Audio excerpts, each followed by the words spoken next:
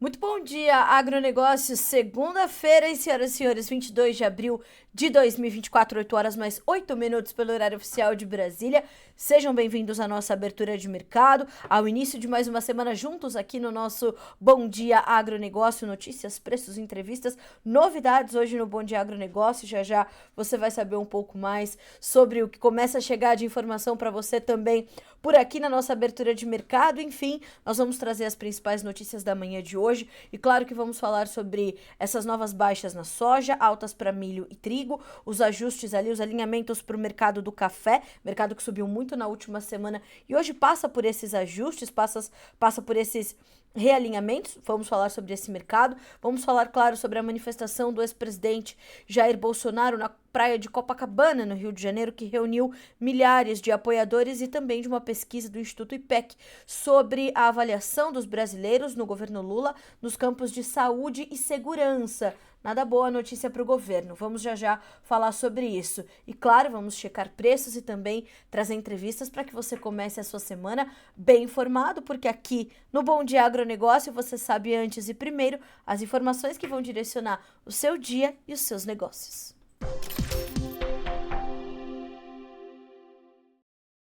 A gente começa já checando as bolsas, porque por lá, nos mercados internacionais, os preços já estão caminhando, as bolsas já estão funcionando, e nós temos baixa para soja, são 11 dólares e 47 cents por bushel, 0,2% de queda. O milho, 4 dólares e 33 subindo, 0,1%. O trigo sobe mais de 1%, agora 1,4% de ganho para 5 dólares e 56.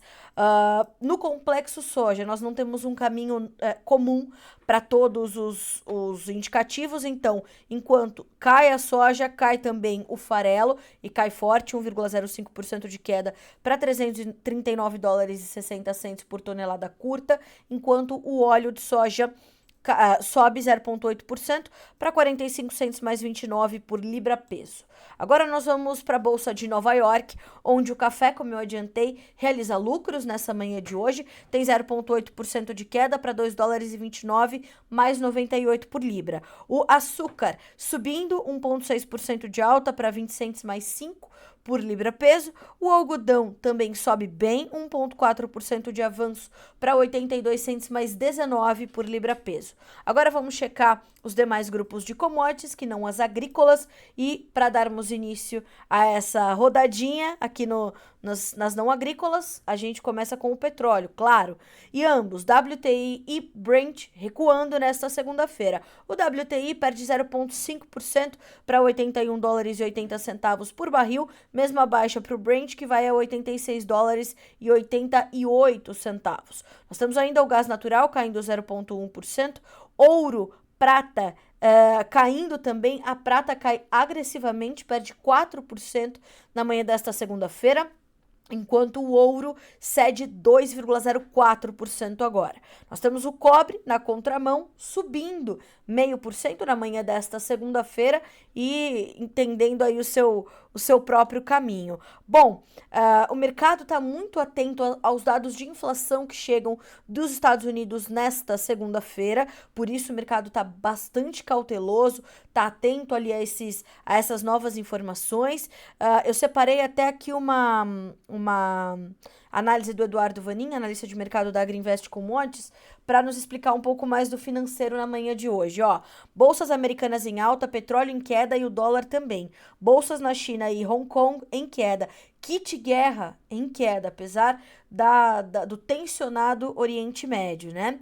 Petróleo caindo, ouro caindo, redução das tensões entre Irã e Israel. Na verdade, o final de semana passou sem declaração de ambos os lados.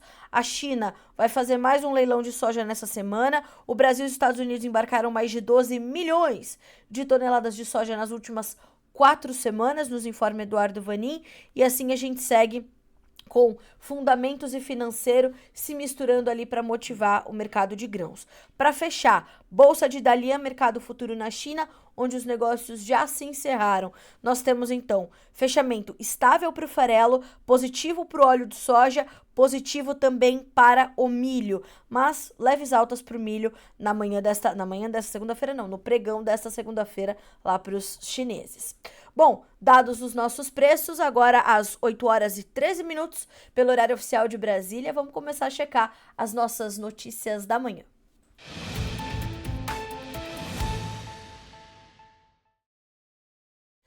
Bom, claro que a primeira delas está conectada a esse mercado. Eu estou até aqui atualizando as minhas informações, né? Que deu chegar da minha mesa até aqui o estúdio, o mercado já vai mudando bastante. O que eu percebo é que hoje é um dia bastante claro de realização de lucros, de reajuste para o mercado do café. Na Bolsa de Nova York, os futuros do Arábica trabalham no vermelho, o contrato maio, que é a principal referência ainda, mas já com uma relevância um pouquinho mais contida, cai 5%, né? 5,6%. E claro que essa baixa está muito conectada a uma tentativa do mercado de se ajustar depois dessas altas consecutivas aí das últimas semanas, né? Somente na última semana nós tivemos um avanço para o Arábica de 3%, só na última semana. Se a gente contabilizar os últimos 20, 30 dias, a gente está falando de um aumento de mais de 30% nos preços. Então, essa alta da última semana de 3%, ela foi um aperitivo do que foram todas as outras últimas semanas. O Robusta teve um avanço na última semana de 4%, o Robusta que nesse momento é a estrela da vez, né, quando a gente pensa no mercado de café. Vamos continuar checando aqui os preços para a gente comentar o que ainda está no radar dos traders no caso destes mercados. Bom, então nós temos o contrato maio, hoje caindo 5,6% para 2 dólares e 35 mais 75 por libra. Nós temos ainda o julho com 2 dólares e 31 mais 90 por libra peso, subindo um pouquinho 0,02%. O setembro, 2 dólares e 29 mais 60, 0,2% de queda. E o dezembro cai 0,3%, 2 dólares e 27 mais 60 por libra peso na manhã desta segunda-feira.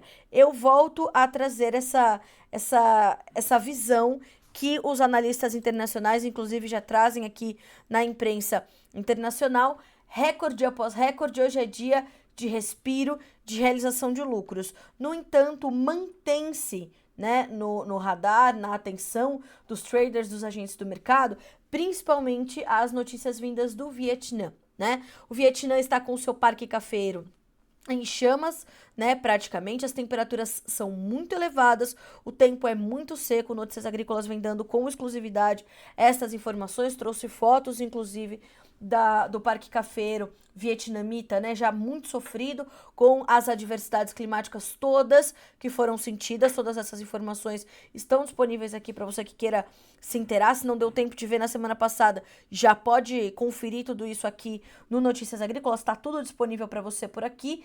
Enfim, essas ainda são os pontos centrais do mercado. O mercado mantém-se muito instável, muito emocional. Os fundos seguem empilhando, né, posições compradas ali no café, ou vieram empilhando essas posições, e agora vem, claro, trazendo esses ajustes, esses movimentos de realização de lucros. E, mais uma vez, volto a dizer, nada mudou de sexta-feira para hoje. Não houve, nós temos baixos estoques de café, nós temos insegurança logística, nós temos incerteza sobre a produção, nós temos uma demanda presente, nós temos uma dificuldade na oferta de arábica também, além dos problemas todos com o robusta. Então, nada mudou. O que mudou foi a necessidade dos fundos de fazerem um dinheiro, de realizarem esses lucros e promoverem esses movimentos, portanto, de ajustes.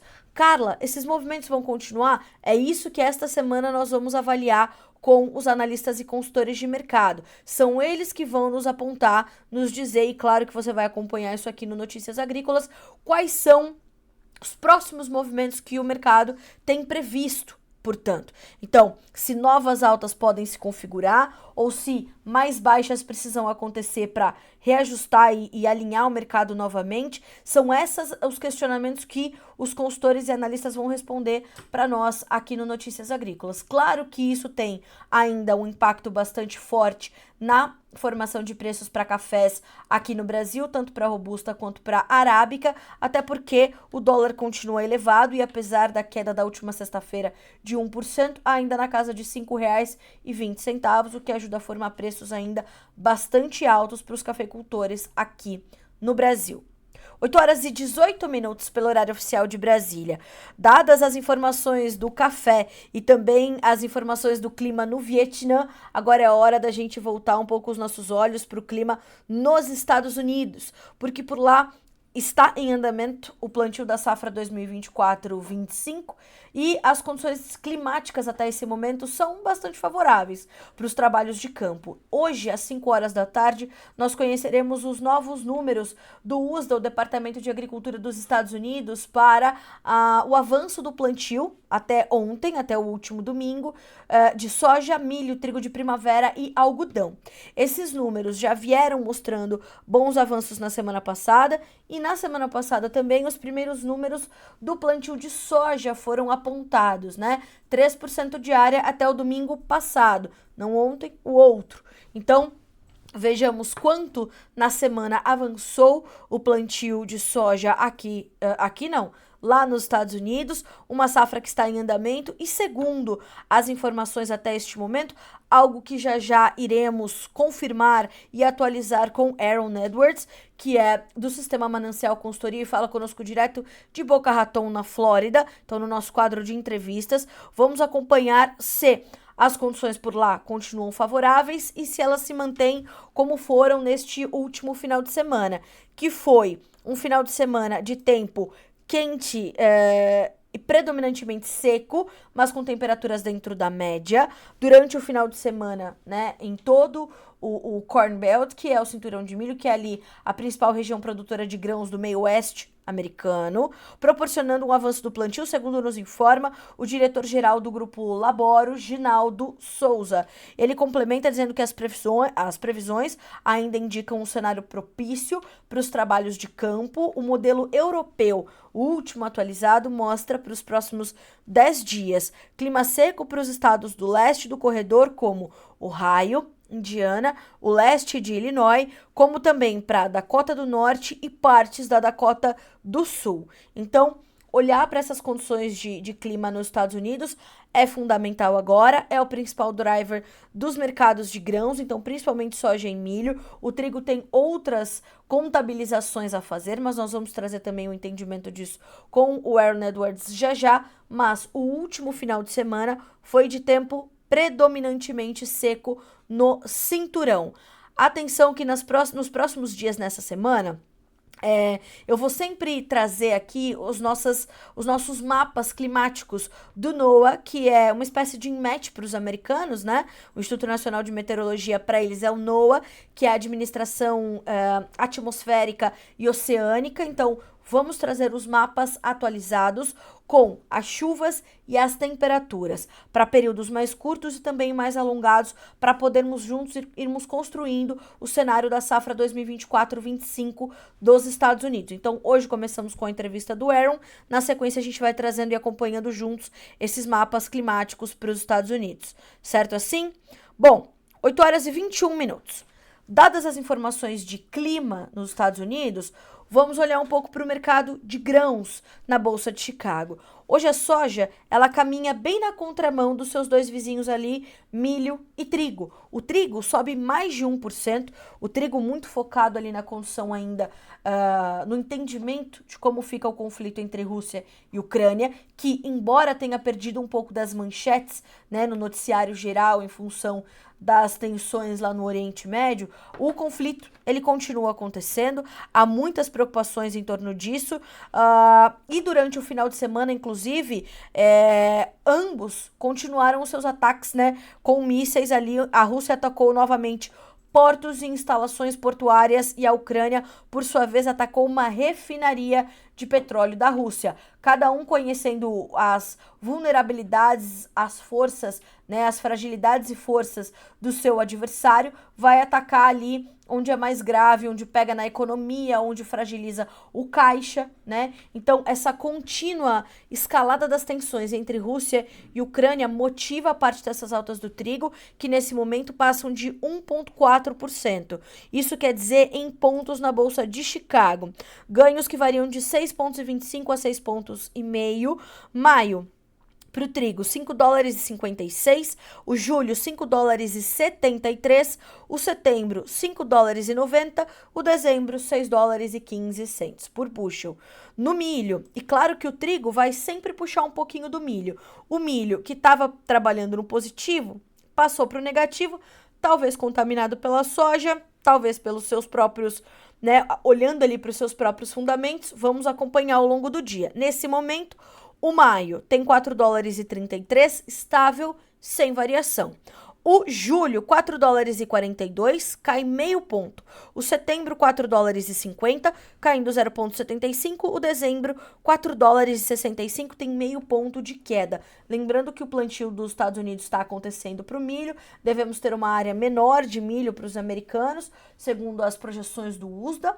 Então, olhando para tudo isso, é possível perceber que o mercado de milho, assim como no caso da soja, está também no seu momento de transição, vai olhar os seus mercados vizinhos, como é o caso do trigo subindo bem, a soja voltando a recuar e, portanto, opta talvez por certa cautela, por certa estabilidade na manhã de hoje para definir melhor a sua direção. Aqui no Brasil, inclusive, os preços do milho, eles estão ainda sentindo certa pressão, estão sentindo a conclusão do plantio da segunda safra e condições melhores de clima para a safrinha, para o desenvolvimento das lavouras. Os compradores, inclusive, entendem que esse desenvolvimento melhor pode garantir também uma oferta melhor adiante e uma pressão adicional sobre os preços, inclusive durante o desenvolvimento das lavouras, caso essas condições climáticas permaneçam favoráveis, apesar de já sabermos que será uma safrinha menor em função de uma redução de área considerável e de uma média de produtividade também menor em função dos problemas, de parte dos campos plantados fora da janela ideal. Então, a safrinha vem com problemas, mas neste momento se desenvolve bem, se desenvolve de forma pelo menos satisfatória. Os relatos mostram isso também, né? Bom, e no caso da soja, então, trouxemos um pouco do quadro do milho. Então, estável nesse momento, acompanhando as altas do trigo, vinha subindo, mas passou para o campo negativo. E a soja, que caía mais agressivamente, passou também a atuar com certa estabilidade.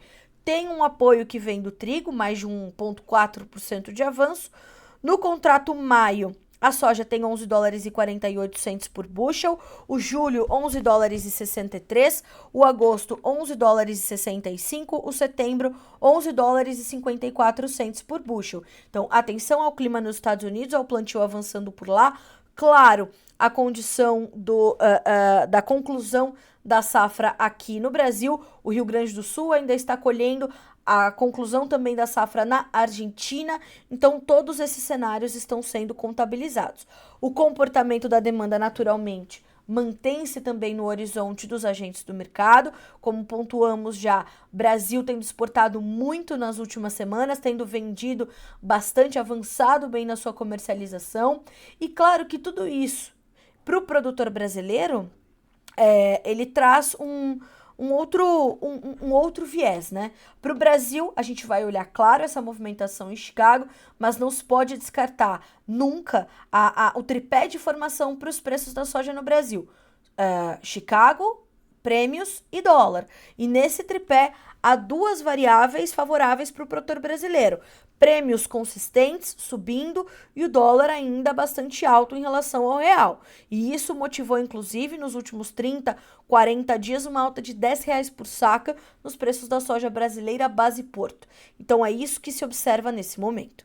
Bom, agora são 8 horas e 27 minutos pelo horário oficial de Brasília. Nós trouxemos ali uma uma reunião de algumas informações gerais que permeiam o mercado de grãos nessa manhã de segunda-feira, mas claro que nós vamos ter mais detalhes no nosso quadro de entrevistas mais à frente com Aaron Edwards, consultor do sistema Manancial. Mas agora, assim como eu prometi lá no começo do Bom Dia Agronegócio, novidade para vocês nesta segunda-feira, a partir desta segunda-feira, que é o quadro No Campo da Lei. Vocês vão conferir com o Dr. Leandro Marmo, advogado, CEO do João Domingos Advogados, quadros, informações, né, orientações, na verdade, num quadro que acontece toda a segunda-feira aqui no Bom Dia Agronegócio, o quadro No Campo da Lei.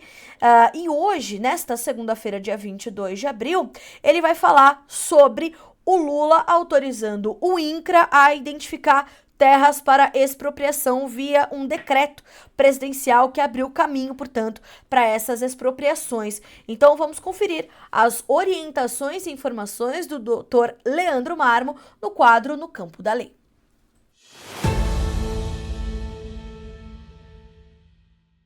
Saudações a todos vocês que nos acompanham no programa Bom Dia Agronegócio. Na última semana nós tivemos um decreto do presidente da República extremamente preocupante. Esse decreto diz que as fazendas, as propriedades rurais, poderão ser expropriadas, confiscadas, se for constatado trabalho escravo, de acordo com as regras que forem estabelecidas pelo INCRA. Essa questão é absurda. Primeiramente, é importante ressaltar a diferença de desapropriação, como a gente tem na reforma agrária, para expropriação. Na desapropriação, há o pagamento pelo governo pelaquela área que está sendo tomada do particular. Já na expropriação, não há nenhum pagamento, nenhuma contraprestação, apenas se confisca, apenas se toma ela do produtor rural. E o porquê que isso é muito preocupante? Porque, apesar de desde 2014 já haver uma emenda na Constituição Federal que permitia essa expropriação por trabalho escravo, ali na emenda constitucional deixou claro que os conceitos do que poderia se considerar trabalho escravo ou não para se dar efetividade a esse confisco seria estabelecido por uma lei a ser criada no Congresso Nacional pelos legítimos representantes do povo, de todos os estados. O que o presidente Lula fez agora foi alterar essa competência para criar essa regulamentação para o INCRA, o que é absurdo, legal e manifestamente inconstitucional. E a gente vê que esse decreto vem justamente no mês do Abril Vermelho, assim denominado pelo próprio Movimento Sem Terras, e que mostra aí toda uma sinergia entre o movimento e o governo federal em querer tomar as terras dos produtores de qualquer forma e sem qualquer tipo de indenização. Apenas agora, estamos aí chegando um pouco além da metade do mês de abril, nós já tivemos mais de 24 ocupações, invasões de terra pelo MST por mais de 11 estados do Brasil. Necessário se faz que as federações, as grandes associações que representam os produtores rurais a nível de Brasil, que protocolem o mais brevemente possível, junto ao STF, uma ação direta de inconstitucionalidade para suspender imediatamente a vigência desse decreto quanto a essa perspectiva de que o INCRA é que dirá como poderá ser feita essa desapropriação. Antes que a gente possa correr o risco aí, como a gente já tem hoje, de autuações em que circunstâncias que às vezes nem são tão relevantes ou tão graves, que são constatadas em propriedades rurais, possam ser reconhecidas como condições análogas à escravidão, e com isso o produtor correu o risco de ter sua terra abusivamente tomada pelo governo federal para essa política agrícola.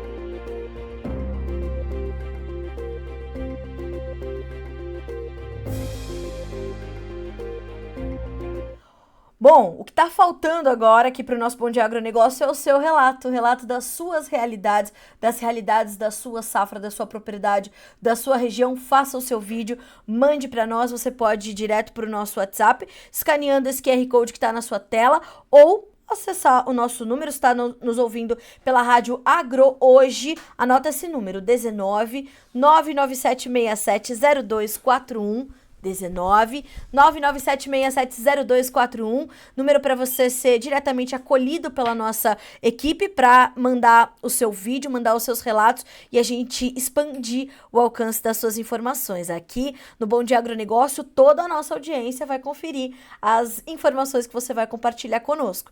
Combinado? Segunda-feira que vem tem mais no Campo da Lei para você aqui no Bom Dia Agro. São 8h33 pelo horário oficial de Brasília, hora da gente entender um pouco mais de como o mercado de grãos está começando mais essa semana no nosso quadro de entrevistas aqui no Bom Dia Agronegócio.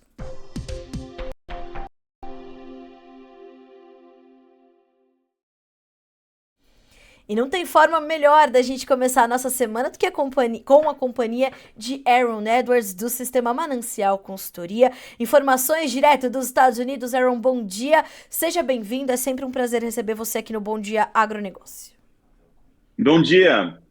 Aaron, começamos a semana com os mercados bem díspares. O trigo testando boas altas, o milho parecia ir na carona, voltou a recuar, a soja trabalhando em queda, o farelo caindo, o óleo subindo. Parece que hoje Chicago não assumiu um caminho só para todas as commodities agrícolas, como geralmente ou vez ou outra costuma acontecer, né?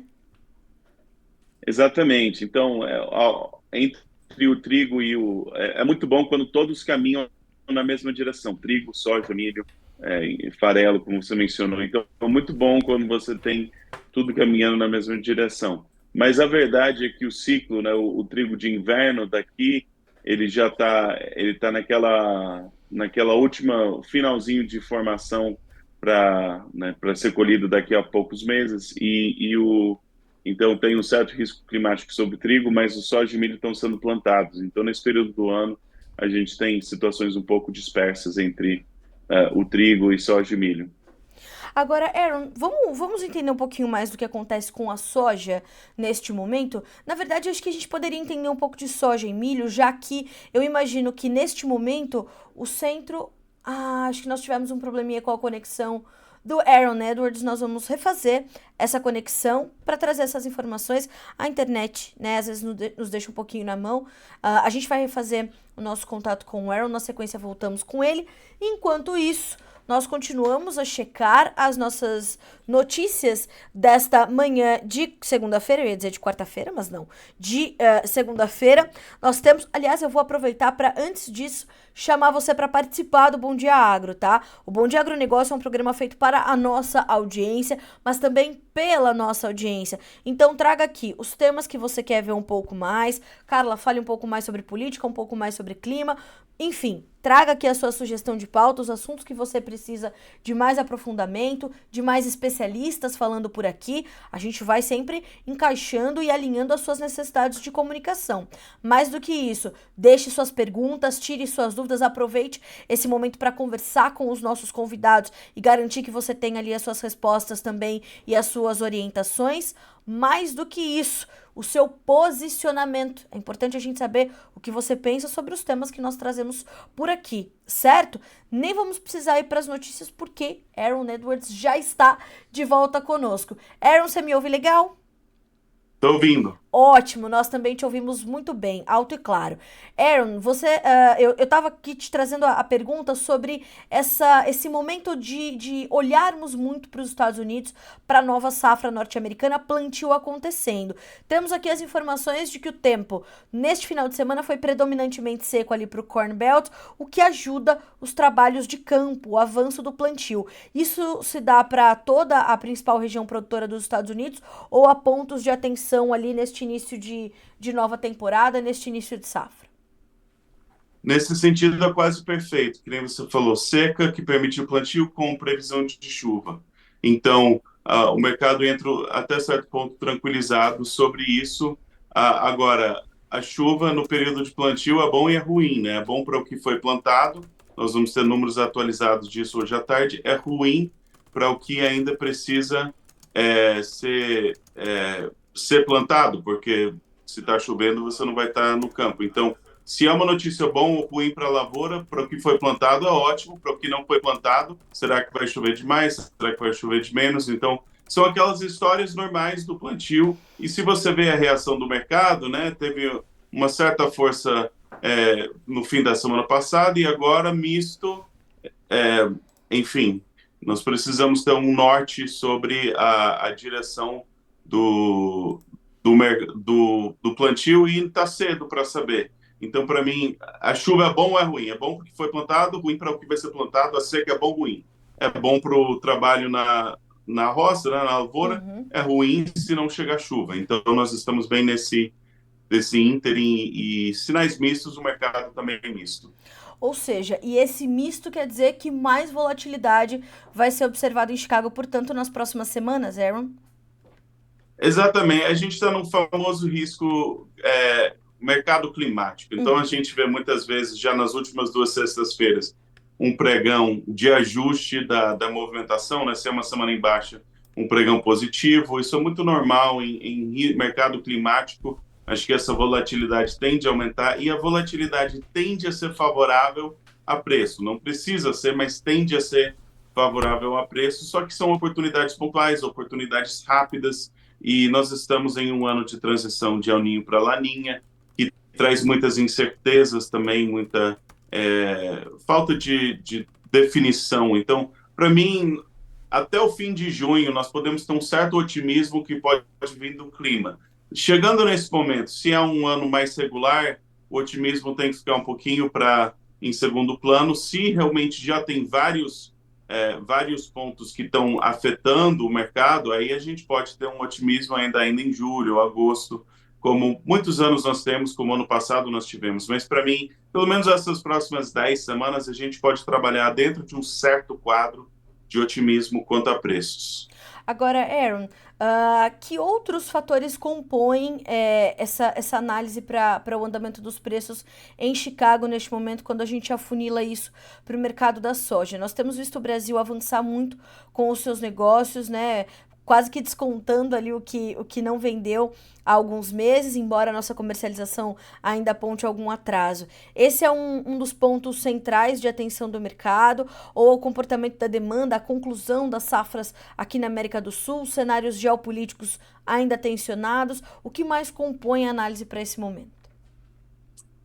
A questão das exportações, a quantidade da safra brasileira já é definida. Então, a gente pode falar que é mais ou menos do que o USDA, mais ou menos que a Conab. A gente pode ainda argumentar ou tentar entender o tamanho da safra, mas ela já está sendo colhida, ela é definida no Brasil. O que vai realmente impactar a grande pergunta é: será que o Brasil tem soja suficiente para atender o mercado mundial sem precisar que compradores do mundo todo venham bater na porta dos Estados Unidos pedindo mais soja? Essa é a grande pergunta. Até agora, o Brasil tem conseguido atender esse volume, então é mais ou menos aquela fala: independente do tamanho da safra brasileira, ela está sendo suficiente para atender a demanda mundial, não há motivo de preocupação. Agora, os Estados Unidos não têm muita soja, as exportações têm sido muito fracas, mas se precisar vir pedir soja dos Estados Unidos,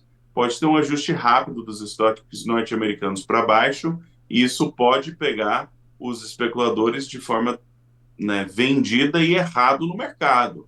Então, nesse cenário, nós temos a possibilidade de uma forte ascensão de preços, só que cada semana que passa, que as exportações dos Estados Unidos não reagem, fica progressivamente mais difícil ter essa leitura de otimismo em relação a preços. Então, ainda é possível, ainda pode acontecer, mas cada semana que passa em que não foi necessário soja norte-americana, que o mercado brasileiro está saciando, é uma semana mais próximo da próxima chegada da safra norte-americana e motivo de mais tranquilidade. Então, até agora, os especuladores não precisaram se desfazer de sua posição vendida. E isso está limitando o potencial de preço em Chicago.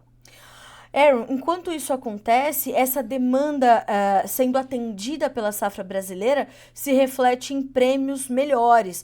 A soja brasileira vai encontrando espaço para garantir essa valorização dos prêmios, e isso é também um sinal importante para o produtor brasileiro, não? Com certeza, com certeza. E o que acontece quando você tem a escalada de preços pós-safra, que nós estamos começando a ver no Brasil, e isso acontece em todos os países, mas o que acontece é que o preço sobe, aí você consegue tirar todo o inventário da mão de produtor que estava disposto a vender nesse patamar. Aí, via de regra, o preço tem que subir mais um pouco e você tira mais. Então, por isso que é normal aquela escadinha de subida de preço pós-safra. E eu acredito que é isso que nós estamos começando a ver. O potencial de preço no Brasil, para mim, ainda está muito indefinido. Nós ainda não sabemos, mas nós vimos que faltou pressão de venda abaixo de 100, né, cento e pouco, dependendo da região. Aí subiu um pouco o preço, câmbio ajudou, o calendário pesou e a gente conseguiu ver soja trocando de mãos. Então, imagina-se que o volume de soja disposto a ser vendido próximo desse patamar de preço já foi vendido. Agora, ou o calendário vai ter que caminhar, ou o preço vai ter que subir para a gente conseguir ter mais negócios de soja. Então, isso é um bom sinal para o mercado físico brasileiro. Eu ainda continuo com um certo otimismo sobre preço no Brasil, como é normal no período pós-safra, mas se nós vamos ter aquela escalada de preços que é aqueles preços realmente desejados por produtores, não só que eles aceitam, nós vamos ter que ter um risco significativo de quebra nos Estados Unidos, que até hoje não tem sintoma disso, ou nós vamos ter que ter expansão nas exportações dos Estados Unidos, que não teve isso, ou alguma escalada geopolítica, alguma notícia econômica que, mesmo não relacionado à matriz soja ou matriz milho, faça com que os especuladores abandonem sua posição vendida em Chicago. Então, até agora a gente não teve um estopim que possa fazer com que nós tenhamos essa ascensão de preço mais forte. Ainda é possível, mas, na minha opinião, a gente provavelmente tem que ver uma reação disso dentro das próximas 8 a 10 semanas, ou então a gente tem que realmente ajustar nossas expectativas para baixo. Aaron, ajustando as nossas expectativas para baixo, você imagina que o produtor vá, no Brasil, ficar um pouco mais reticente em avançar com os negócios, portanto, nas próximas semanas? A gente deve ver, então, essa diminuição no volume da soja comercializada no Brasil daqui em diante, pelo menos até que o mercado veja essas novas notícias e possa trazer um novo movimento em Chicago.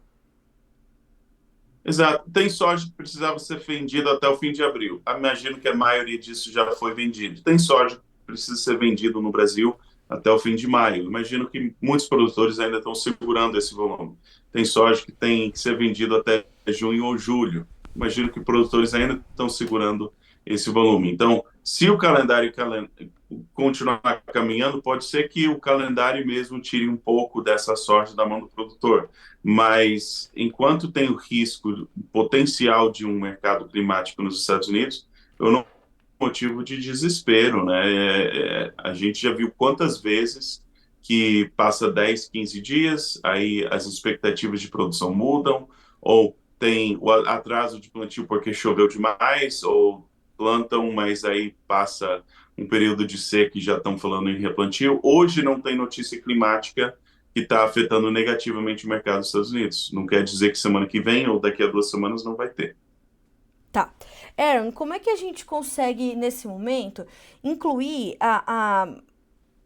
o que o produtor ainda pode fazer para comercializar muita soja que ainda tem a ser comercializada no Brasil, com as atenções que ele divide com a safra 2024-25, que lhe ofereceram também algumas boas oportunidades ali com as relações de troca. O produtor vem dividindo as suas atenções, né, entre esses dois momentos para também avançar com os seus negócios. Como é que está a sua avaliação, principalmente sobre esses negócios com a safra 24-25? O produtor que avançou e optou pelas relações de troca, adotou uma postura adequada para esse momento? Tem três coisas que motivam vendas, né? Fluxo de caixa, margem de lucro e você tentar entender o risco-benefício do mercado para saber os momentos de maior oportunidade. Então, essas três coisas influenciam. Qualquer produtor que fez vendas safra 24, 25 com relações de troca, que ele sabe internamente que dentro da fazenda dele aquilo faz sentido, não fez errado. É uma venda como se fosse uma venda motivada por lucro. Então, não importa a direção do mercado. Agora, eu limitaria isso a relações específicas com produtos específicos e volumes específicos dessa relação de troca, né? Então, Certo. não fez errado ao fazer isso.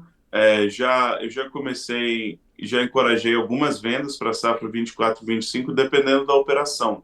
Operações com mais armazenagem, que pode ser mais paciente, que ainda está com um volume maior da safra 23, 24, eu não acho que nossa última oportunidade para vender 24, 25 já está no retrovisor. Não é minha postura. Eu gosto de vender mais ou menos metade do que vai vender antecipadamente no risco climático norte-americano e metade no risco climático brasileiro. Então, estamos no comecinho do risco climático norte-americano. Eu não acho que precisa desse desespero de falar nunca mais vou ter oportunidade de vender, fazer boas vendas para a safra 24, 25. Agora, a minha expectativa é que nós estamos em um mercado baixista, já consolidado, e a forma certa de gerir o mercado em baixa é muito diferente do que o mercado em alta. As oportunidades são mais rápidas, o mercado não sobe tanto, o mercado não dura tanto tempo em alta.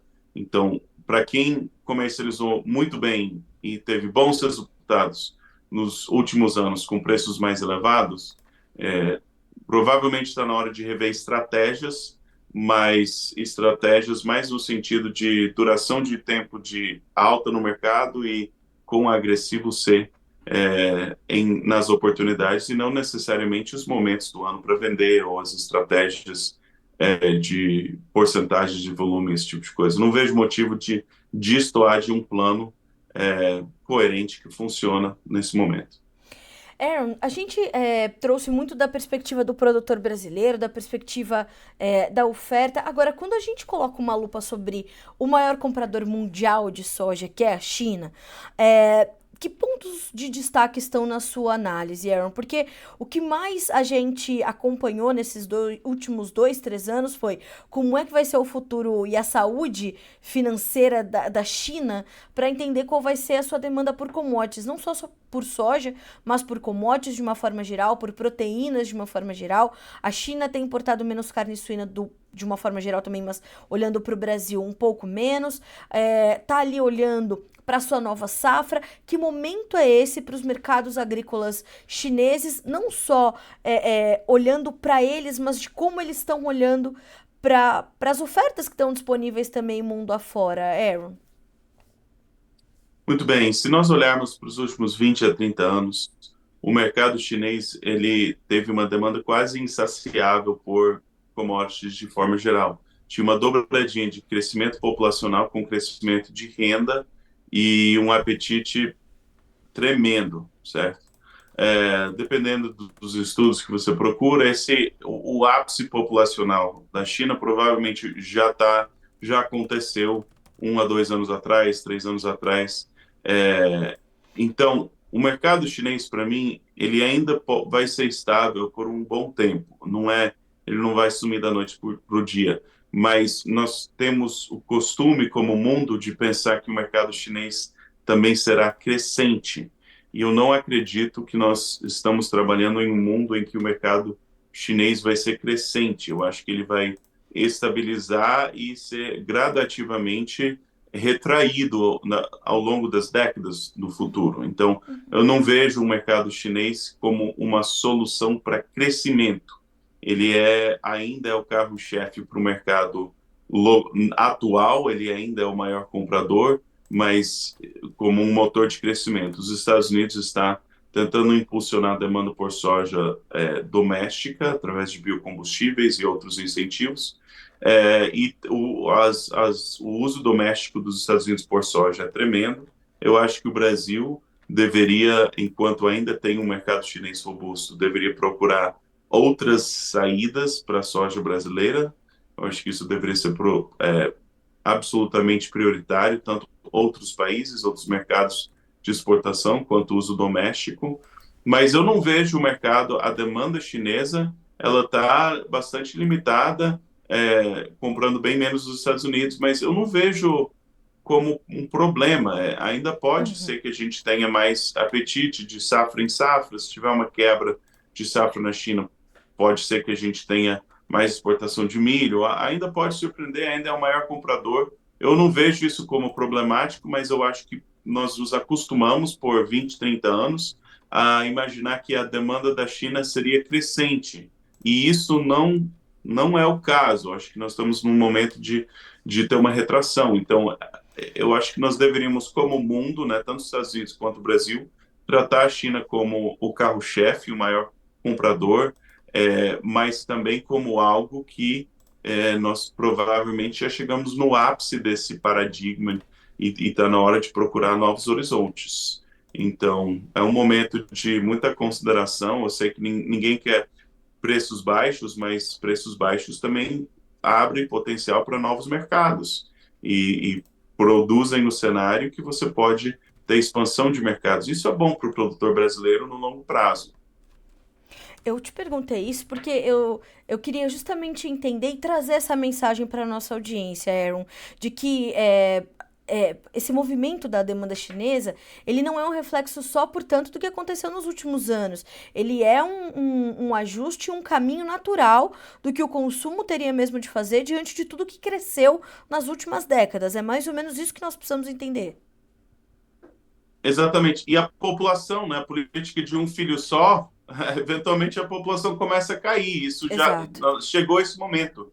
Né? Chegou esse momento. A política do século passado está inibindo o potencial de crescimento populacional da China. Então, menos gente, menos boca para alimentar. Ainda tem bastante renda, mas com menos população, tudo indica que esse mercado, nas décadas futuras, vai ficar menor. Bom, Aaron, a gente está só começando a semana, tem todos esses itens para nós listarmos aí no que acompanhar nos próximos dias. Mais alguma coisa que você queira acrescentar que não pode fugir aí do nosso radar para entendermos como vai ser essa semana para o mercado, principalmente da soja? Olha, para mim é simples, é clima nos Estados Unidos, exportação nos Estados Unidos e no Brasil. Essas são as principais notícias que vão impactar. O reflexo disso vai ser os especuladores, mas clima nos Estados Unidos e exportação são as duas notícias que eu estou ligado assim com bastante atenção. Bom, se você tá listando isso, certamente o produtor já pegou essa dica, colocou ali uns post-its na tela dele do computador, viu? Aaron vai tocar a semana desse jeito. Meu amigo, muito bom estar contigo para a gente começar a semana e trazer essa orientação para nossa audiência. Você é sempre muito bem-vindo aqui ao Notícias Agrícolas, ao Bom Dia Agronegócio. Volte sempre. Abraço. Um abraço, boa semana. Aaron Edwards conosco, sempre muito assertivo nas suas análises, muito completo, né, nos seus posicionamentos, e é muito bom a gente ter essa perspectiva de um americano que atuou aqui no Brasil por muitos anos, né, e depois juntou essas duas percepções do mercado dos Estados Unidos com o mercado brasileiro para trazer essa análise. Isso é determinante para o sucesso do seu negócio. Então, a gente monitora esta semana mercado climático nos Estados Unidos, exportações americanas e exportações brasileiras. Olho vivo nesses três itens, sucesso para o seu negócio. 8 horas e 56 minutos pelo horário oficial de Brasília. Nós damos sequência às nossas notícias aqui nesta segunda-feira e vamos falar um pouquinho sobre a manifestação que aconteceu em Copacabana, na praia de Copacabana, no Rio de Janeiro, neste domingo. O ex-presidente Jair Bolsonaro reuniu milhares de apoiadores neste domingo, num ato público. Quero até pedir desculpas aqui para minha técnica que me confunde no roteiro, mas vamos falar do Bolsonaro. Num ato público convocado com o mote de defesa da liberdade de expressão e da democracia. Durante seu discurso, Bolsonaro voltou a pedir a anistia dos condenados pelos atos do 8 de janeiro e negou que tenha articulado desobediência à Constituição por meio da chamada minuta do golpe. Ele ainda chamou Lula de maior ladrão da história do Brasil e enalteceu a atuação de Elon Musk na defesa da liberdade de expressão por denunciar as arbitrariedades cometidas pelo ministro do STF, o senhor Alexandre de Moraes. Durante a a pré-manifestação, o primeiro a saudar a multidão foi o general Walter Braga Neto, candidato a vice-presidente Bolsonaro nas últimas eleições. Em seguida, falou o jornalista português Sérgio Tavares, que foi detido, não podemos esquecer disso, pela Polícia Federal para interrogação por 3 horas e meia, quando veio cobrir o ato semelhante que foi convocado por Bolsonaro na Avenida Paulista, no mês passado, ou melhor, há quase 2 meses. Vocês não estão sozinhos, disse Sérgio Tavares, e o mundo já sabe o que vocês estão passando. O presidente do Partido Liberal, o Sr. Valdemar da Costa Neto, aproveitou para exaltar a sessão do partido no Rio de Janeiro, que classificou como a mais forte do Brasil. Tanto Costa Neto como Braga Neto estão proibidos pelo STF de manter contato com o ex-presidente Bolsonaro na esteira da investigação dos chamados atos de 8 de janeiro. Bom, quem falou também foi a ex-primeira-dama Michele Bolsonaro, esposa de Jair Bolsonaro. Ela discursou pregando renovação da política. Temos um ano decisivo para o Rio de Janeiro, o ano de eleições. Precisamos de política nova, de gente de bem, que não vai aprisionar o seu povo, que tenha projeto de prosperidade para o Rio de Janeiro e não um projeto de poder. Bom, claro que essa manifestação ela é importante para o atual momento pelo qual passa o ex-presidente Jair Bolsonaro, mas tem também como pano de fundo as eleições municipais, não é? Como toda manifestação política que vai acontecer nesse momento, nesse país, tem como pano de fundo as eleições municipais desse ano. Lembrando que este ano de 2024 é um ano político importante para o mundo inteiro. São mais de 40 eleições acontecendo no mundo todo. Hoje, inclusive, começa o julgamento do ex-presidente americano Donald Trump, que está também ali na corrida presidencial, já né, ali nas prévias, tendo vencido a sua opositora para o Partido Republicano. Então, é um ano importantíssimo para a política global. Olhos vivos, portanto, em todas essas manifestações, todos os atos e como as coisas vão correr a partir de agora. 8 horas e 59 minutos pelo horário oficial de Brasília. Agora sim, nós vamos falar sobre a pesquisa divulgada neste domingo pelo IPEC, que aponta uma avaliação negativa da gestão do governo Lula por parte dos brasileiros nas áreas de segurança pública e saúde. Segundo o levantamento, 42% dos entrevistados consideram como ruim ou péssima a atuação do governo nessas duas áreas. Em segurança pública, 28% dos entrevistados consideram o desempenho do governo como regular e 27% apenas como bom ou ótimo. Na saúde, 30% como regular e 29% como bom ou ótimo. Bom, não podemos nos esquecer que um dos principais pontos de crítica de Lula e de sua equipe na corrida presidencial que o elegeu, né, era justamente a atuação do governo Bolsonaro na área da saúde durante uma pandemia, o que quer dizer que foi uma epidemia global do Covid-19. Não é? Agora nós estamos no meio de uma epidemia de dengue neste país, as mortes às centenas, os hospitais mais do que lotados, abarrotados de gente, poucos servidores públicos e a crítica e o levante e a indignação dos brasileiros parece não ser a mesma. É aí que a gente questiona, né, a guerra retórica, a guerra de narrativas, que é, diga-se de passagem, uma especialidade da esquerda. 9 horas mais 1 minuto pelo horário oficial de Brasília. Dadas as nossas manchetes de hoje, dadas as nossas informações ali no nosso quadro de entrevistas, agora é hora da gente falar com a nossa audiência. Vamos ao Fala Produtor desta segunda-feira aqui no Bom Dia Agronegócio.